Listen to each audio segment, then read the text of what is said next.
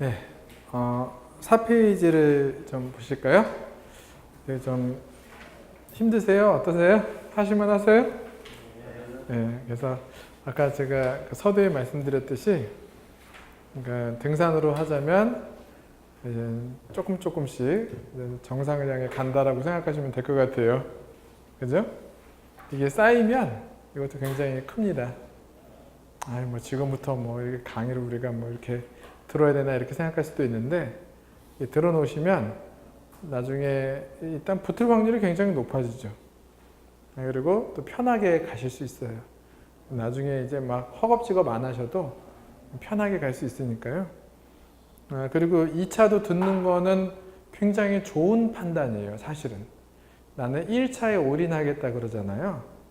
근데 그 1차에 올인하신 분들이 그 1차에 이렇게 잘 붙지도 못해요. 그래요. 그리고 또 1차에 올인해서 붙었다 그래도요. 또 2차 또 기간이 짧고 그래서 또 굉장히 고생들을 많이 하시거든요. 지금 그 법규도 들어놓으세요. 어차피 여러분들이 다 알아야 될 내용들이거든요. 들어놓으시면 도움이 됩니다. 자, 펌프 보겠습니다. 4쪽에. 펌프 보시면은요. 흡입 양정을 짧게 해라 뭐 그런 말이 나오고 펌프를 원동기에 직결한 경우 원동기의 축중심과 펌프의 축중심을 일치시켜라. 그 말이 무슨 말이냐면 일단 펌프에 대해서 알아볼까요?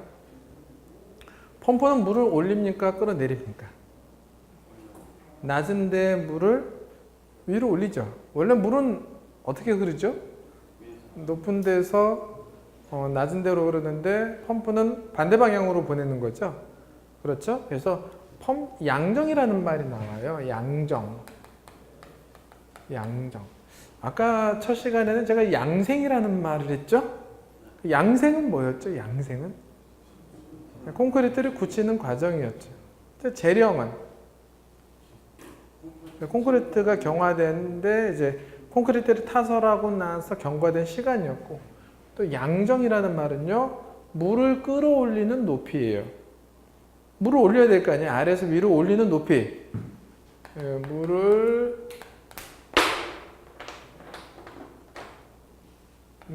올리는 높이입니다. 그러니까 물을 얼마나 끌어올리느냐. 그러니까 양정의 단위는 미터예요. 미터. 몇 미터. 이렇게 얘기를 합니다. 몇 미터. 네. 양정, 미터. 또 이렇게 될 수 있죠. 뭐 미터 아쿠아다. 아쿠아가 뭘까요? 아쿠아 혹시 아쿠아? 네, 물이죠. 그러니까 몇 미터의 물이냐? 뭐 10미터다. 10미터 아쿠아죠. 네, 그래서 양정은 물을 끌어올리는 높이인데요. 펌프를 만약에 모여 있는 물이 있어요. 고여 있는 물을 올려야 됩니다. 근데 펌프를 이 아래다 달면 괜찮은데 이렇게 뭐 달면은 괜찮은데 여기 위에다 달았어. 위에다가 좀 이쪽에 달았다고 할까요? 펌프가 이렇게 공중에 떠 있어요. 관을 박았어요. 물 속에다. 관을 박고 그 다음에 이렇게 끌어올려서 이렇게 이제 올려야 되는 상황이에요. 물을.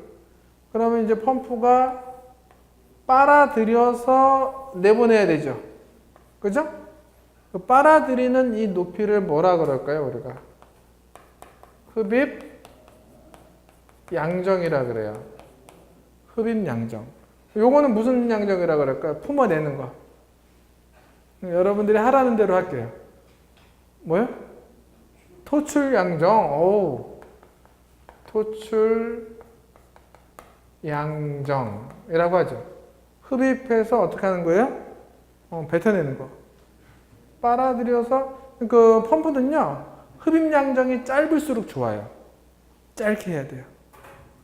흡입 양정을 아예 이 밑으로 해가지고 흡입 양정을 아예 없애버리든지 짧게 해야 됩니다. 짧게. 네, 흡입 양정, 토출 양정 얘를 합해서 뭐라 그러냐면요. 우리가 실양정이라 그래요. 실양정. 실양정. 양정이라는 말을 할게요. 그런데 실양정만큼의 힘을 주면 물이 올라가지를 않습니다. 다 올라가질 않아요. 왜 다 못 올라갈까요? 예? 예, 예. 배관의 표면에 막 그 마찰 손실 수두라 그러죠. 수두. 물기둥. 마찰 손실한 만큼 물기둥이 못 올라갔다. 수두. 물 대가리. 물머리. 이게 그러니까 마찰된 만큼 못 올라간 게 있어요. 요만큼밖에 못 올라갔다. 요만큼. 마찰. 요거 합해가지고 뭐예요? 우리가 전양정이라고 부르죠. 전양정이라고. 그러니까 양정은 물을 그 올리는 높이를 양정이라 그럽니다. 우리가 펌프에서는 양정이라는 말도 알아야 되지만 수두압이라는 말도 알아야 돼요. 수두압. 수두압은 뭘까요? 수두압. 고가수조 방식에서요. 고가수조 방식은 위에서 물이 떨어지죠. 위에서 아래로 떨어지죠. 여러분 고가수조 있는 아파트 아세요? 일단 밑에서 끌어올려서 위에서 물을 받아서 다시 밑으로 내리죠. 이렇게 위에서 물이 내릴 때 압인데요. 얘도 이제 미터 아쿠아예요. 단위는 미터 아쿠아. 양정이나 수두압이나 단위나 힘은 같은데요. 뭐가 다를까요? 양정이랑 수두압은 힘의 방향이 다르죠. 양정은 어떻게 하는 거고 밑에서 위로 올릴 때 이 올리는 높이고 수두압은 위에서 물이 떨어질 때 떨어지는 높이예요. 떨어지는 높이. 그러니까 수두압, 그러니까 어느 정도의 압을 받고 있느냐. 그러면은 보세요. 그 수두압이 크면은 즉 위에서 저 위에서 물이 떨어지면 그만큼 이 압력계의 압력은 높게 잡히겠죠. 수도꼭지가 막 터지려고 그러겠죠. 예를 들어서요. 고가수조 방식이다 그러면은요. 20층이다. 그럼 15층의 수압과 1층의 수압이 같을까요? 어디가 셀까요? 상식적으로. 1층이 세겠죠. 만약에 중간에 감압 밸브가 없으면, 감압 밸브라고 압력을 낮추는 밸브가 없으면 아래측이 굉장히 세겠죠. 위측보다.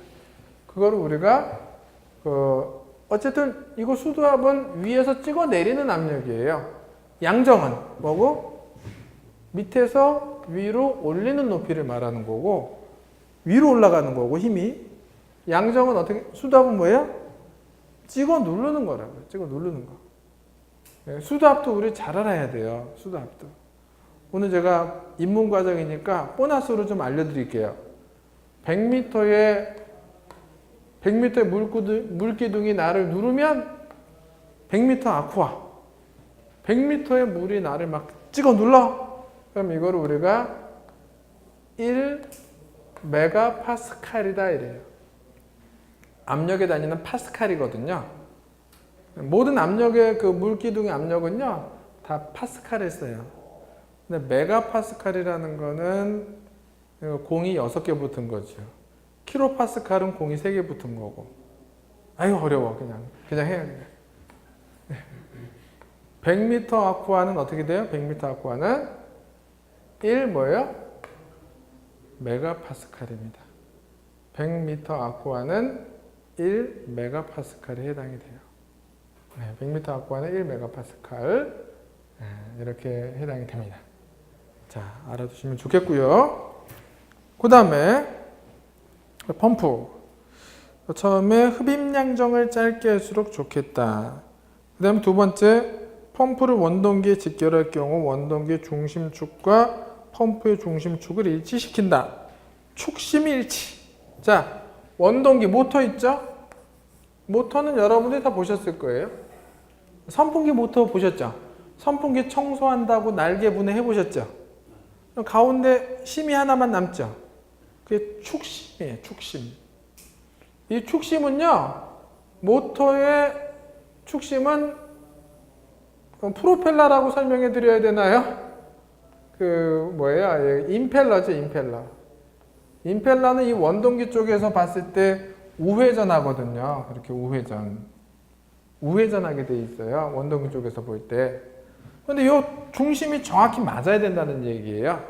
만약에 중심이 조금이라도 엇나가가지고요. 여기 축심이 있는데 축심이 이쪽이다, 이쪽에 꼽혔다 이렇게 한쪽으로 쏠리면은요 어떻게 될까요? 소음, 진동, 과부하. 얘가 이제 제대로 뭐 작동이 안 하겠죠. 뭐 완전히 뭐 망가져 버리겠죠. 그래서 소리가 많이 난다. 펌프에서 소리가 많이 나는 거는 이 축심이 중심이 정확하지 않아서 그래요. 1mm라도 약간의 오차가 있으면 어떨까요? 이 돌아가는 게 소리가 나겠죠. 그리고 과열이 됩니다. 과열이. 그래서 우리가 펌프에서 소음이 많이 난다. 원인이 뭐냐? 이렇게 하면은 축심을 일치시키지 않았다. 과부하의 원인이 된다. 축심. 네. 그 다음에 4번. 흡입구는 동수면 위의 광경의 2배 이상 깊이에 잠기게 한다. 보통 이제 흡입구가 없는 경우가 많은데, 이렇게 저수조가 있으면 물을 빨아올린다 그러면 그냥 여기서 펌프가 빨아올리는 거 흡입구가 따로 없는데, 펌프가 위에 있는 경우는 이거를 잠겨야 되잖아요, 배관이. 그 배관의 직경의 2배. 이게 배관의 직경이 D라면 2배 이상 잠겨야 된다는 뜻이에요. 배관이. 수면에서 배관 직경의 2배 이상은 꽂혀 있어야 된다. 그 말을 하고 있는 겁니다. 그 정도 여러분이 6번의 원동기 쪽에서 모아 우회전하도록 한다. 그러니까 원동기와 얘가 원동기죠. 원동기고 얘는 뭘까요? 그럼 뭐라고 부를까요? 임펠러죠? 임펠러, 회전날개 임펠러. 원동기 쪽에서 봤을 때 우회전하도록 해야 된다. 이게 거꾸로 도는 경우도 있습니다. 거꾸로 도는 경우. 왜 거꾸로 돌까요? 예, 맞아요. 상이 바뀌어가지고 결선을 잘못해가지고요. 이거를 설치할 때 결선을 잘못하면 이게 거꾸로 돌아요. 그러면은 소리만 나고 분명히 도는데 펌핑이 안 돼. 그렇겠죠? 네, 펌핑이 안 돼요. 그래서 저도 배수 펌프가, 그러니까 아파트 지하 주차장에 가면은 배수 펌프가 있어요. 왜냐면은 그 물이 유입이 되면은 지하는 물이 빠질 데가 없어요. 왜냐면 배수관이 더 지하보다 위에 있거든요. 배수관이. 그렇지 않겠어요? 그러니까 배수관까지 끌어올려야 돼요. 그래서 이 배수 펌프가 있는데 이게 거꾸로 돌고 있는 거 제가 찾아냈거든요. 상이 바뀐 거. 네, 그거는 다시 결선을 다시 하면 됩니다. 이거는 쉬워요. 결선 다시 하는 거는 뭐 이렇게 갈아 끼우기만 하면 되니까요. 네, 그런 것도 나올 수 있어요. 그 5쪽 한번 보세요. 5쪽에 거기 그 원인 볼게요. 거기 펌프실의 고장 원인과 대책이라는 게 있죠.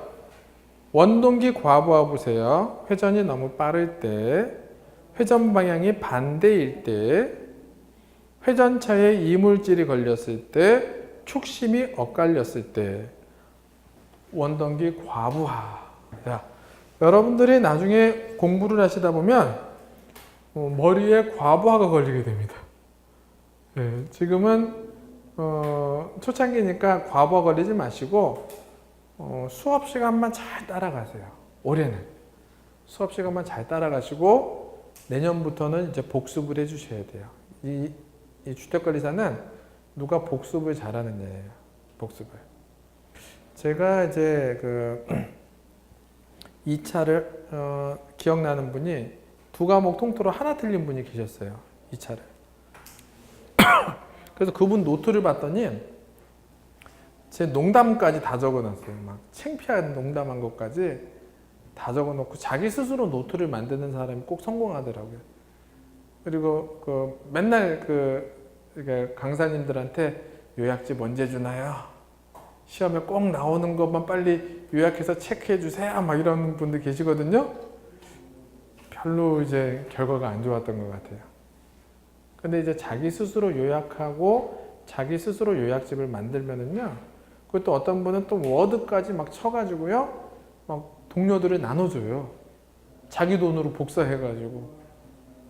저 사람 왜 이렇게 오지랖이 넓어? 라고 생각할지 모르지만 그 사람은 전 과목을 다 80 이상 맞았어요. 그건 정말 쉽지 않거든요. 아마 전 과목을 다 80점 이상 맞았다는 거는 그 사람이 전국에 탑5 안에 무조건 든 거예요. 탑5 안에는. 수석일지도 모르고 탑5에 무조건 든 겁니다. 그분은 과목별로 전부 다 자기가 만들어가지고 복사해가지고 스프링까지 끼워서 한 반에 있는 학생들한테 그 5과목을 다 나눠줘요. 그분이 그 반에 1등 했어요. 물론 다른 데 학원 얘기지만 여러분은 이제 그렇게까지는 안 하셔도 과목별로 5권의 노트를 사세요. 대학 노트 있죠? 해가지고 1월부터는 과목별로 다 노트 정리를 하면은요, 나중엔 요약집도 필요 없습니다. 저한테 요약집 달라는 얘기도 할 필요 없어요. 물론 요약집 주나요, 안 주나요? 제가 2차 과목은. 관리실무 요약집을 드리거든요. 근데 그렇게 공부하시면 굉장히 좋아요. 그래서 지금 노트를 잘 해놓으시는 게, 지금은 그냥 들으세요. 그냥 듣기만 하시고. 노트 하셔도 좋고요. 노트 하면 더 좋고요.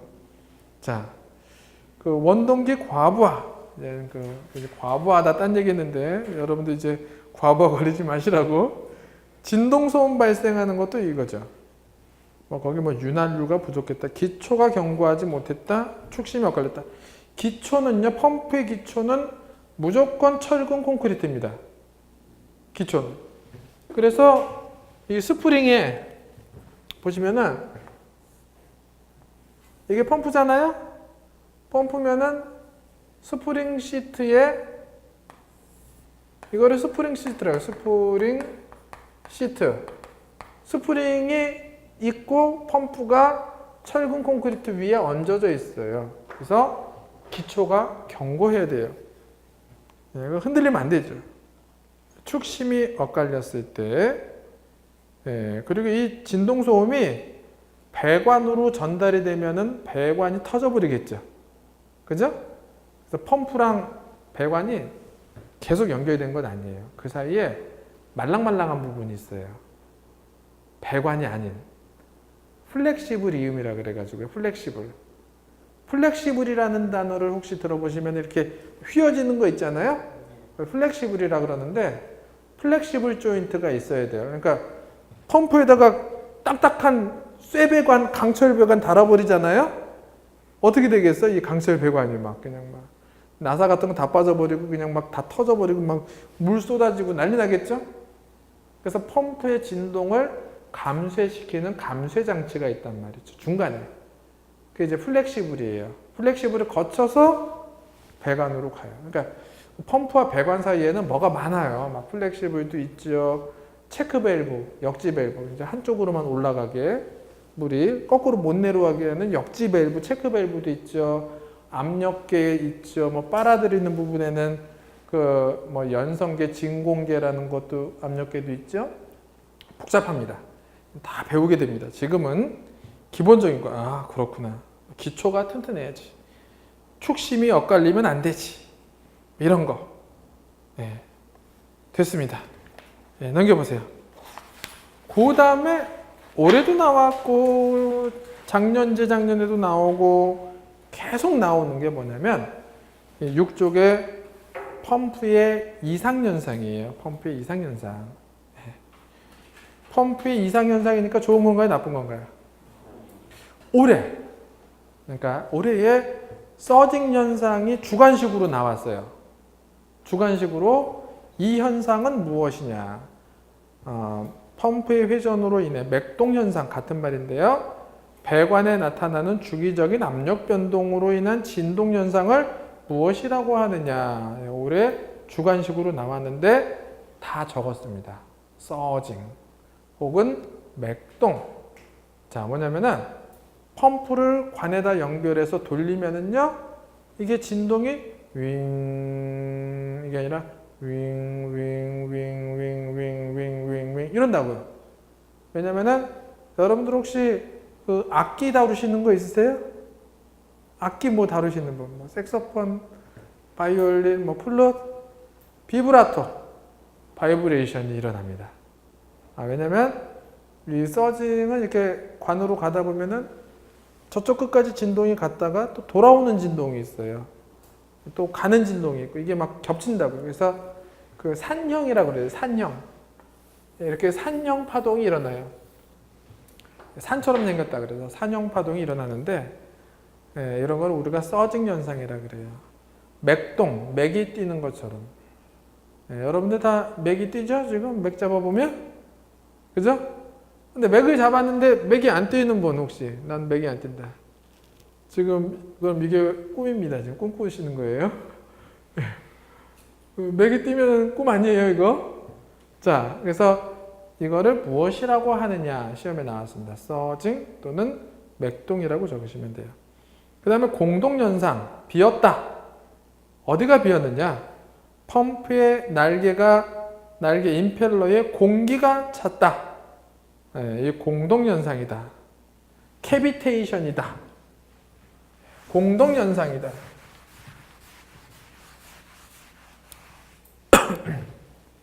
좀 너무 이론적이죠?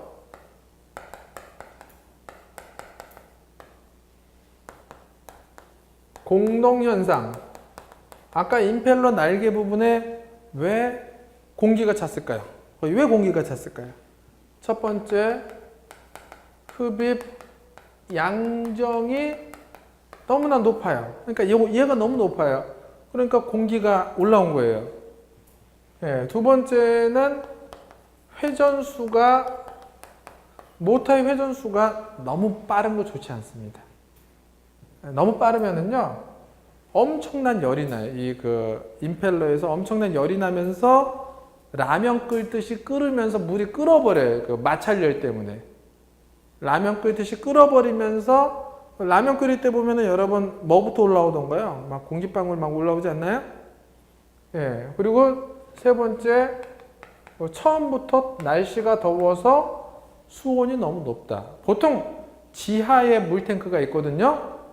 그런데 그 공동주택이 아닌 또 어떤 데 다른 데 보면 지상에 물탱크가 있는 데를 봤어요. 공동주택은 아닌데 그런 경우에 그 한여름에 수온이 너무 올라간 상태에서 회전수도 높고 이래버리면은 물이 끓어올라 가지고요. 거기 그 캐비테이션이 일어납니다. 공동현상. 그러면은 펌핑이 될까요? 안 될까요? 거기 물이 아니라 공기가 차버리면. 마치 여러분 작두 펌프 아세요? 시골에서 막 이렇게 해가지고 막 이렇게 하는 거 있잖아요. 작두 펌프. 거기에 물이 없으면은 되나요? 안 되나요? 이게. 안 되죠? 그러니까 거기다 물을 넣잖아요. 거기다 무슨 물이죠, 그게? 꾸중물인가요? 마중물인가요? 마중물이죠? 거기다 마중물을 넣고 이렇게 하면 또 나오죠? 그래서 우리가 그거를 마중물이라고 얘기를 해요. 그런 말 들어보셨어요? 마중물. 그죠? 그래서, 여기 공동현상인데, 어디에 공기가 찼다고요? 회전 날개, 그러니까 임펠러에 공기가 차서 펌핑이 안 되는 현상이죠. 그러면 대책은 뭐가 좋을까요? 대책은 흡입 양정을 어떻게 해요? 낮추고 회전수도요. 회전수를 낮추면은 힘이 딸리지 않을까요? 그죠? 어떡하죠? 회전수를 적절하게 했더니 힘이 딸리는 것 같아. 옛날보다 막 돌았으면 좋겠어요. 그러면 어떻게 하면 좋을까요? 회전수를 낮췄다. 그러면 대수를 늘려야 됩니다. 우리가 원하는 힘을 얻으려면 회전수를 낮추면 펌프 대수를 늘려야 되는 거예요. 그 다음에 수온도 어떻게 해요? 낮춰주는 방안을. 그러니까 햇볕이나 더위로부터 보호를 해줘야 되겠죠. 그래서 흡입양정은 높아서 좋은 게 하나도 없네, 알고 봤더니. 그죠? 흡입양정. 얘가 높아서 좋을 건 하나도 없네요. 그죠? 물론 우리가요, 진공펌프라는 것도 있긴 해요. 우리가 그거는 이제 증기난방에서 증기방열기 안에서 이제 증기가 물로 응축이 되면 저 아래 방열기가 있는 경우에 빨아올리는 진공펌프는 위에다 달거든요. 그건 이제 특수한 경우고, 물을 먹거나 뭐 이렇게 할 때는 얘가 낮아야죠. 캐비테이션, 공동현상의 대책까지 이렇게 알아봤고요. 네, 공동현상. 공동현상이랑 조금 우리가 구분해야 될 게 뭐냐면, 펌프 부분에 공기가 들어간 게 아니라 배관, 이렇게 수직 배관 가운데 공기가 찼어요. 가운데. 참 제주도 좋아. 공기가 어떻게 들어갔지? 가운데 공기가 들어간 현상을 뭐라고 그럴까요? 그러니까 공기가 펌프에 차면은 캐비테이션 공동현상인데 이런 배관, 수직 배관에 공기가 찼다. 그럼 이거를 뭐라고 부르면 좋을까요? 이런 거는 우리가 그냥 외워야죠. 수주 분리예요. 분리. 수주, 물기둥이 분리됐어요. 한번 따라해 보시겠어요? 수주 분리. 물기둥이 분리가 됐어요. 위아래로. 수주 분리. 우리가 좀 이렇게 시설에 대해서 이렇게 많이 좀 상식이 있으신 분은 이제 용어만 얹으면 돼요. 되게 편해요. 용어만. 그러니까 우리 선생님 굉장히 조예가 깊으시거든요. 선생님 같은 분은 그냥 용어만 그냥 얹어주면 이제 공부가 다 되는 거예요. 용어는 어차피 우리가 해야 되거든요. 생소하니까. 어느 정도 아시는 분은 그래서 되게 편해요. 그래서 수주 분리. 중간에 공기가 찼다. 자, 요거 됐고. 그 다음에 급수 방식을 보도록 할까요? 쉽게는 물을 먹는 방식, 건물 내에 급수를 해야 되거든요. 지금 도로가에 이제 매서에 되어 있는 상수도관이 있을 게 아니라 막 이따만한 거, 그죠? 상수도 안에 있는 이따만한 그 관 안에 있는 물을 어떻게 건물로 끌어들일 것이냐.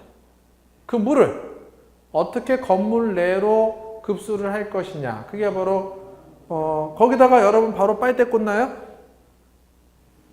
그래요? 예. 제가 제주도 갔다 왔는데 여러분 제주도 갔다 오신 분 많으시죠? 많이 갔다 오셨죠?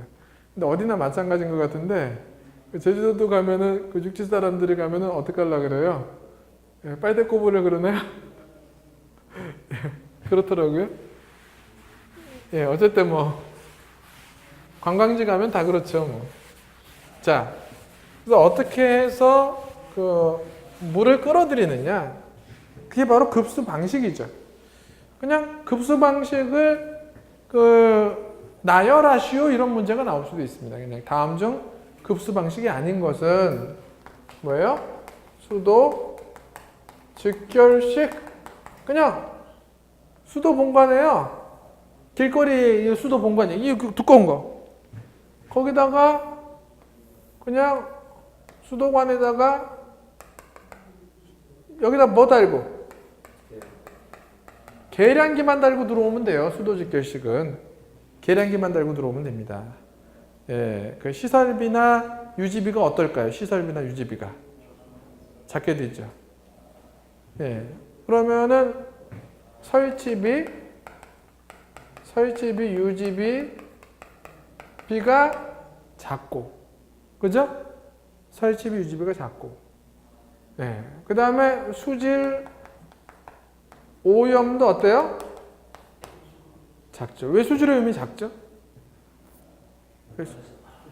예, 그러니까 물통이 없잖아요. 그죠?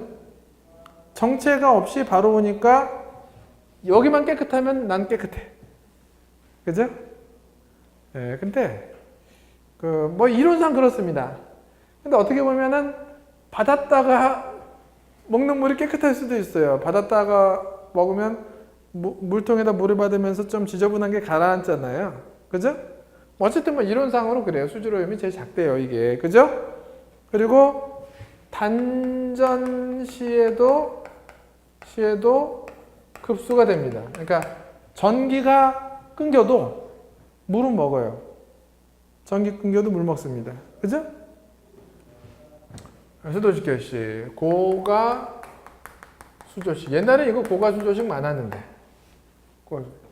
이 수도직결식은 안 좋은 게 고층에는 대단히 안 된다. 고층에는. 고층 급수가 될까요? 안 될까요? 네. 수압이 약하기 때문에 고층 급수는 안 되죠. 고가 수조식은 어떻게 하는 거냐면 일단 그 수도 본관에서 계량기 달고, 계량기 있어야 돼요. 그 다음에 이제 수위를 조절하는 정수위 밸브라고 있어요. 밸브 하나 달고 밑으로 물이 들어오죠. 예, 뚜껑 덮였습니다. 예, 물이 들어오죠. 요거를 옥상까지 올려야 돼요. 옥상까지 올려서 다시 또 밑으로 내립니다. 다시 각 층으로 밑으로 내리면서 줍니다. 고가수 조식은 최소한 물통이 2개여야 돼요. 밑에 받아가지고 끌어올려가지고 위에 다시 여기도 밸브가 있고요. 위에서 다시 밑으로 내려주는 이런 형태예요. 얘는 이제 하향이죠. 하향 급수. 하향이죠. 밑으로 내리죠. 네, 그리고 오염 가능성이 굉장히 높아요. 책에 다 있어요. 그러니까 건물이 무거워집니다. 건물이 자중이 무거워져요. 자중이. 네, 여러분 뭐 하중 배우셨나요? 그죠? 뭐 우리가 장기 하중, 단기 하중 이런 거 배우셨죠? 네, 뭐 사하중, 뭐 활하중 이런 거 배우셨을 거 아니에요. 일단 건물이 무거워진다는 얘기죠. 얘는 건물이. 그래서 거기에 대한 대비가 필요하고 외관상도 별로 안 좋고요.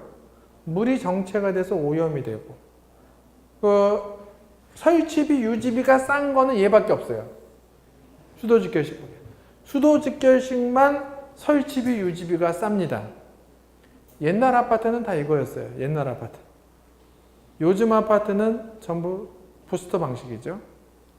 고가수 조식 아시겠죠? 고가수 조식은 최소 물통이 몇 개 있어야 돼요? 최소 2개 있어야 돼요. 최소 2개. 네. 뭐 동수가 여러 개면 더 있겠죠. 뭐 10동이면. 근데 요즘은 고가수도 거의 안 씁니다. 그 다음에 압력 탱크식이 있어요. 압력 탱크식. 뭐 똑같이 물통은 있어야 됩니다. 지하 저수조 있고 뭐 이렇게 밸브 있고 계량기 있고 뭐 이렇게 받아가지고요. 물을 받아가지고 압력 이 펌프가요? 얘가 펌프예요. 펌프. 압력 탱크로 넣어요. 압력 탱크. 밀폐된 압력 탱크로 물을 집어넣으면 여기서 공기 압축기, 영어로 우리가 에어 컴프레서라고 그러죠. 컴프레서. 네, 공기 압축기로 압축 공기를 집어 넣어 가지고 공기 압으로 이제 세대로 올라가죠. 에어 컴프레서 여러분들 등산 갔다가 내려오시면 이렇게 에어건이라고 있잖아요. 막 하는 거 산에서 그죠? 막 신발 막 털고 막 이거 아시죠?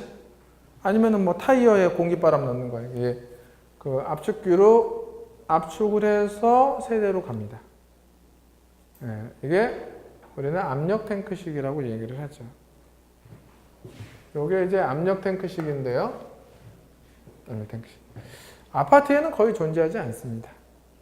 고장이 작고 여기 나오는 이 토출 압력이 이 가장 중요해요. 토출 압력이 일정하지가 않아요. 압력이 지멋대로예요.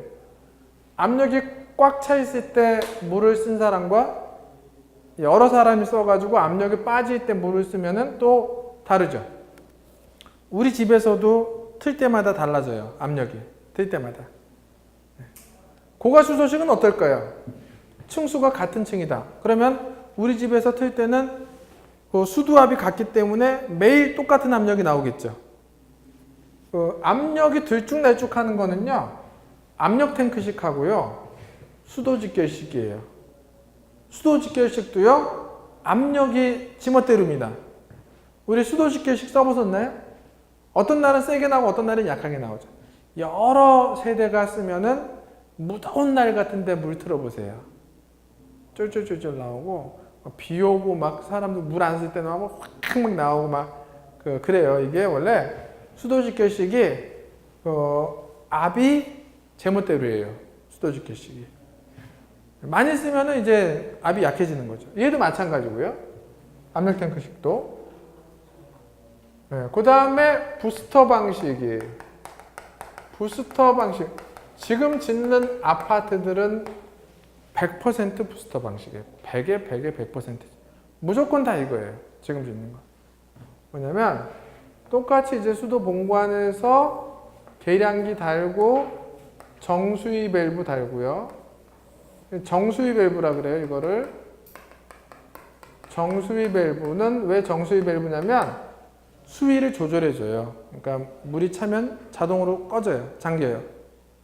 이제 물이 빠지면 자동으로 열리고, 부스터 방식은 부스터 펌프로 올라가는 겁니다. 부스터 펌프로. 펌프의 힘으로 올라가는 거예요. 얘는 이제 그 압력은 일정합니다. 왜냐면 펌프의 힘, 마력이 있어요. 펌프의 힘이 있기 때문에 그 힘대로 올라가는 건데요. 그래서 펌프의 힘이 있기 때문에 그 수압은 일정합니다. 그런데 얘는 동력비가 전기 사용료가 굉장히 높아요. 왜냐면 섰다 돌았다를 계속 반복해야 돼요. 펌프실에 가보시면은 굉장히 시끄러워요. 막 윙축 돌다 윙축 다시 돌다 쓰고, 그 배관의 압력이 떨어지면은 얘는 돌아요. 배관의 압력이 높아지면 얘는 섭니다. 누군가 물을 쓰면 배관의 압력이 빠지겠죠. 그럼 자동으로 돌아요, 얘는. 그래서 섰다 돌았다를 계속 반복하니까 동력비가 어떻게 돼요? 섰다 돌았다를 계속 반복하니까 동력비가 굉장히 높게 나오죠. 그래도 요즘은 다 이거를 씁니다. 고가수조식은 굉장히 복잡하죠. 또 뭐 위에도 만들고 아래도 만들고 물도 더럽고 그러니까는 지금은 전부 다 부스터 방식이라고 보시면 돼요. 압력 탱크 방식은 뭐 이런 식으로 되어 있고, 그렇습니다. 그래서 각 방식을 비교하는 문제가 나올 수 있어요. 거기 7쪽에 보시면은 뭐 수도 직결식, 고가 수조식, 압력 탱크식, 부스터 방식 이렇게 좀 장단점 이렇게 써놓고, 그죠? 비교표가 있죠? 요게 이제 한 문제씩 나옵니다. 보시면 되겠어요. 여러분들 일단은 11월 달에 책이 나온다고 그러네요. 그 전까지는 이걸로 이렇게 같이 보시면 좋을 것 같습니다. 다음에 7쪽에 거기에 이제 표가 있고, 그 표 밑에 보면은 기구별 최저 필요 압력이라는 게 있죠. 필요 압력. 기구별. 그러니까 수전이라 그러는데 수도꼭지 있죠? 수도꼭지. 거기에 이제 최소 압력이 있어야 돼요. 근데 이상한 말이 나오네. 우리가 보통 밸브, 보통 쓰는 밸브 있죠? 보통 수도꼭지 이런 것들은 0.03메가파스칼이다. 그런 말이 나와 있죠. 읽는 방법은 메가파스칼, 0.03? 아까 100m의 수압이 1메가파스칼이라고 제가 말씀을 드렸습니다. 그죠? 보통 밸브는 0.03메가파스칼이 돼야 된다면, 수도압으로 따지자면, 물기둥 압으로 만약 따지자면 이건 몇 미터 수압일까요? 그렇죠. 3m겠죠. 3m 수압이겠죠. 그죠? 100이 1이니까. 그죠? 100분의 1을 해야 될 거 아니에요. 지금 100분의 1을 해야 되잖아요. 100분의 1이니까 0.03이면 곱하기 100을 해야지. 이쪽으로 가려면 곱하기 100을 해야죠. 3m 수압이 되는 거죠. 0.03메가파스칼. 보통 밸브가 0.03이다. 보통 밸브가 0.03이다. 이런 말이 나와요. 보통 밸브가 최저압이 0.03메가파스칼이 돼야지 물이 나온다. 일반적인. 이거를 좀 시험에 굉장히 자주 나오는 거예요. 세정 밸브, 자동 밸브, 샤워기 이것도 설명드릴 텐데요. 보통 밸브와 영상, 보통하고 영상하고 좀 연관되는 게 없으세요, 여러분? 보통하고 영상. 옛날에 대통령 선거할 때 나 이 사람 보통 사람입니다. 이거 기억나세요? 예? 나는 보통 사람이다. 나 이 사람 보통 사람입니다. 하는 분 계셨죠? 그분하고 돌아가신 그 김영삼 대통령하고 같이 치열하게 선거전을 했던, 나중에 합당까지 했죠. 보통 사람하고 영삼이 아저씨를 생각하시면 될 것 같아요. 보통 사람 영삼이가 합당을 했으니까 보통 밸브는 0.03 메가파스칼이다. 그 다음에 세정 밸브는 뭘까요? 세정 밸브. 세정 밸브. 이 세정 밸브가 뭘까요? 아, 예. 그 플러시 밸브라 그래요. 플러시 밸브. 플러시. 세정 밸브는요, 우리 몸을 씻는 밸브는 아니고요. 이제 변기를 씻는 건데요. 이제 플러시 밸브라고 하는데요. 누르고 있는 동안만 물이 나와요. 남성들 소변기 누르고 있는 동안만 물이 나오죠? 또 어떤 게 있나요? 또 이제 플러시 밸브 제가 그려드려 볼까요? 이것도 플러시 밸브, 세정 밸브예요. 우리 변기에서 물통이 없는 거 있죠? 물통이 없이 이걸 이렇게 누르는 거 있죠? 그죠? 이것도 우리가 그 세정 밸브라고 합니다. 플러시 밸브, 세정 밸브라고 얘기를 하죠. 플러시 밸브. 그 다음에 블로우 아웃, 그 다음에 자동 밸브는 뭘까요? 자동 밸브. 예를 들어서 가장 좋은 예를 든다면은 남자 화장실에 있죠. 그 여성분들은 잘 몰라요. 그 남자 화장실에 최첨단 장비가 있다는 걸 잘 모릅니다.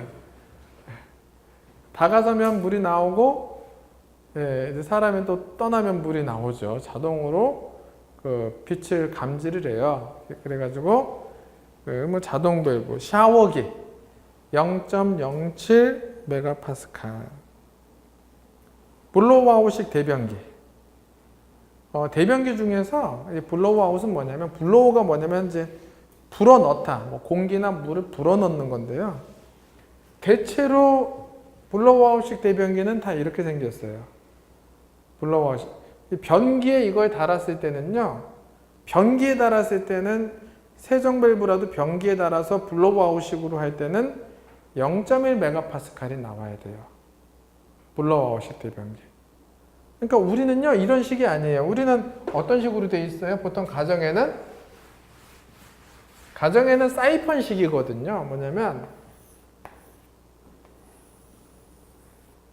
가정에 변기를 그려드리면은요, 가정에 있는 거는요, 이렇게 물이 이렇게 차 있으면은 밑으로 내려가는 게 아니라 위로 올라갔다 이렇게 S자를 그리면서 물이 떨어지거든요. 예, 이렇게 S자로 떨어져요, 물이 이렇게. 물이 밑으로 빠지는 것 같죠? 밑으로 빠지는 게 아니라 위로 올라갔다가 꺾여서 내려가는 거예요. S자로. 그래서 여러분은 오늘 가서요, 변기 옆을 이렇게 보세요. 바깥에서. 여기 S자가 그려져 있어요. 맞죠? 잘 보세요. 그러면은 우리는 이제 그 사이펀식인데요. 여러분들은 다 사이펀식이에요. 사이펀식은 여기 이제 물을 내리면 순간적으로 물량이 많아집니다. 순간적으로 물량이 많아지고 이 물의 무게에 의해서 확 내려가요. 이 물이 조금 고여 있거든요. 요만큼도 아니에요. 보통 한 고여 있는 건 요만큼인데요. 갑자기 물이 한 이 정도로 높아져요. 이것까지는 자세히 못 보셨죠? 순간적으로 물이 높아지면서 확 내려갑니다. 물의 중량으로 내려가는 거예요. 이게 사이펀식이라고 그래요. 이거 제가 나중에 자세히 설명드릴 거예요. 왜 사이펀이란 말까지도. 근데 얘는 그게 아니에요. 물줄기의 힘으로 내려가는 거예요. 강력한 물줄기가 이게 갑자기 개방이 되면 갑자기 물줄기가 확 쏟아지면서 내려가죠.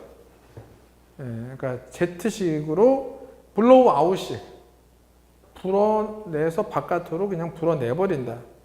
근데 가정은 다 사이펀식이고요. 여러분들 가정은 다 사이펀식이고 블로우 아웃식은 가정에는 없어요. 이것도 시험 문제일 거예요. 블로우 아웃식은 뭐 백화점이라든지 뭐 마트라든지 뭐 이런 건물 같은 데 있습니다. 왜 그럴까요? 왜 그럴까요? 왜 가정에는 블로우아웃식이 없죠? 그것도 시험 문제거리인데요. 나왔어요, 시험에. 소음이 심합니다. 소음이 심해서, 그러니까 뭐 옆집에서 살 수가 없어요, 아랫집에서. 배수 소음 때문에. 그 배수 소음은요, 원칙적으로 층간 소음으로 안 쳐줍니다. 윗집에서 배수 소음을 너무 이렇게 해봐야 법적으로 배수 소음은 층간 소음이 아니에요. 법으로 그렇습니다. 층간 소음 하면은 그 쿵쾅거리는 거, 애들이 뛰는 거, 악기 소리 이런 게 층간 소음인데요. 어쨌든 블로우아웃식은 소음 때문에 아파트에서는 없어요. 다 뭐예요? 사이펀식이죠. 블로우아웃식은 힘차게 불어넣어야 되기 때문에 얼마예요? 0.1메가파스칼로 굉장히 세죠. 이 세 가지 정도만 외워야 됩니다. 보통 밸브는 0.03, 세정 밸브, 자동 밸브, 샤워기는 0.07, 블로우아웃은 0.1. 보통 밸브와 세정 밸브를 합하니까 블로우아웃식이 돼버렸네요. 그죠? 네, 그럼 우리는 보통 밸브만 외우면 되죠. 보통 밸브하고 블로우아웃식 0.1, 보통 밸브 0.03, 나머지는 0.07이다. 그 밑에 급수량 산정 방법까지만 해도 괜찮을 것 같습니다. 급수량 그 밑에 보니까 건물별 급수량, 호텔, 주택, 아파트 포함해서 기숙사, 백화점 어디서 물을 많이 쓰느냐 이걸 가지고 시험에 냈는데 저 이걸 왜 냈지 시험에? 네, 냈어요. 근데 시험에 나왔어요. 쓸데없는 문제인데 호텔이 제일 물을 많이 쓴대요. 이제 확인은 안 했습니다만 제가 그 다음에 주택, 아파트에서 많이 쓰고 기숙사에서 많이 쓰고 백화점에서는 그렇게 많이 쓰지 않는다. 백화점에서는 아무래도 쇼핑하느냐고 물 쓸 일이 없죠? 이제 호텔, 주택, 기숙사, 백화점이다. 전혀 쓸데없는 문제인데 어쨌든 나왔습니다. 네. 그래서 제가 오늘은 여기까지 7조까지만 하고요. 다음 시간에 또 계속해서 하도록 하겠습니다. 여러분 수고 많으셨습니다.